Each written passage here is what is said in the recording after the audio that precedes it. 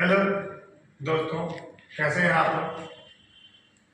आज हम लोग फिर मौलिक अधिकार की बात करेंगे और मौलिक अधिकार में हम दो अधिकार की तो बात कर चुके हैं, एक समता का अधिकार, दूसरा स्वतंत्रता का अधिकार। आज हम बात करते हैं शोषण के विरुद्ध अधिकार।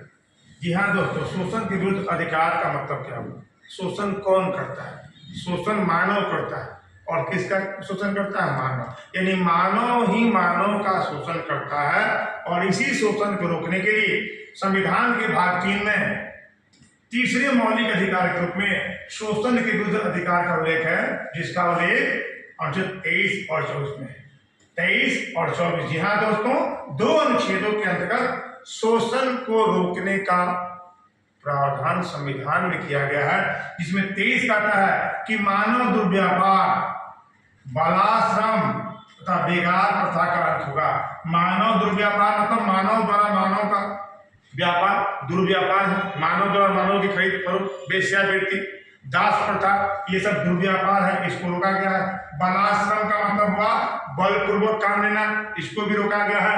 बेगार प्रथा का मतलब हुआ बिना मजदूरी दिए काम लेना, ये भी गलत है, इसको भी रोका गया है। इसी को हम बंधुआ मजदूरी का अंत कहते हैं। बंधुआ मजदूरी का अंत यानी बंधुआ मजदूरी की प्रथा को समाप्त करता है। दूसरा है 24 में कहा गया कि 14 वर्ष से कम उम्र के बच्चों को किसी जोखिम भरे कार्यों जैसे खानों अथवा कारखानों में नियोजित न करने का प्रावधान। यानी 14 वर्ष से कम उम्र के बालक को किसी भी जोखिम भरे कार्य में नियोजित नहीं किया जाएगा, इसको खतरनाक माना गया है। इसका मतलब कि यहाँ पर बाल श्रम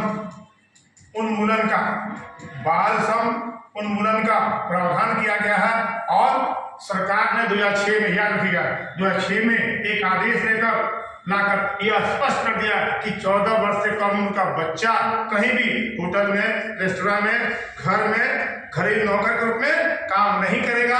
और 2016 में बाल श्रम किशोर कानून में बदलाव किया गया। किशोर कानून में बदलाव के लिए संसद ने 2016 में एक कानून लाया और अब इस कानून का नाम बदल गया है, बाल श्रम कानून कहलाता है। अब ये इस तरह से 23 और 24 दो अनुच्छेद हैं जो मानवीय शोषण को रोकता है। और मानव का शोषण अगर रुकता है तो मानवीय गरिमा के साथ जीवन जीने की आजादी मिलती है। जी हाँ दोस्तों, ये एक